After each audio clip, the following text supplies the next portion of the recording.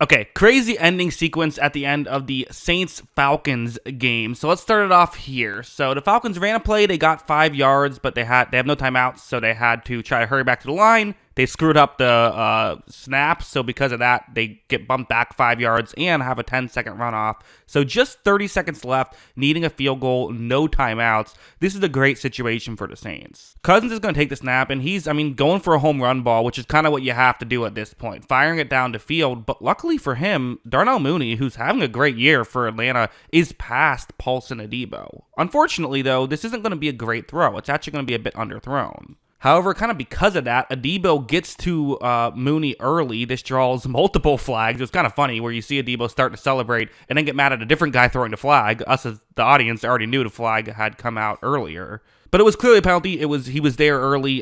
This is black and white, and it's a bad penalty because even if you give up the catch, then Atlanta's going to have to hurry up. They're going to have to spike the ball. They're probably not going to have time for anything else other than to kick a long field goal. Here, not only do you get them down to field, you give them a free timeout. So that leads us to this next play where there's now 18 seconds left in the game. And so for Atlanta, you're in a weird situation with just 18 seconds left. This is because they already threw an incomplete pass, so it's second down now. What do? If you throw over the middle, you really have to hurry to try and get a spike. So I don't know if that's what you want to do.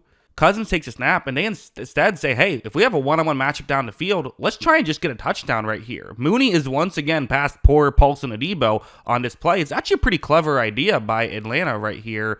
It's open. If Cousins pushes this one down the field, throws it kind of towards the corner of the field, this is a touchdown. However, this throw is off, and that was nearly intercepted. The safety tapped that one. He did everything he could. He ran at full speed, dove as much as he could. He's not going to say, oh man, I should have had that one. There's nothing he could have done, but he almost had that one. If it was a little bit worse of a throw, he would have had it.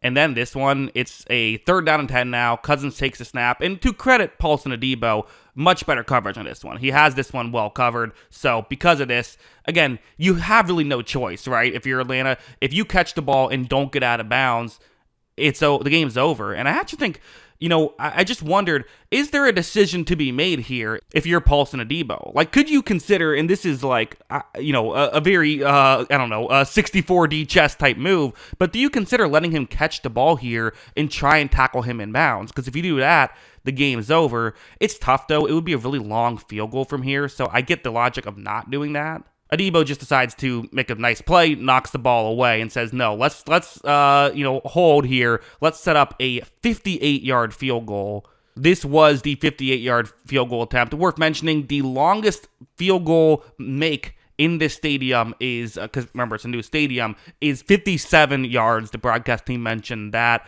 Younghoe Koo. For these ones, you really can't even think about aiming it. You just have to, put all your leg into it and, hope it works out, essentially. You have to, it's such a difficult kick, although kickers are making these left and right over here. But as you see, Younghoe Koo does get his leg into this one and gets the Atlanta Falcons up to 2-2. A huge win. They win the game without having to even score an offensive touchdown in this one. Pretty crazy stuff. Tough loss here for the New Orleans Saints.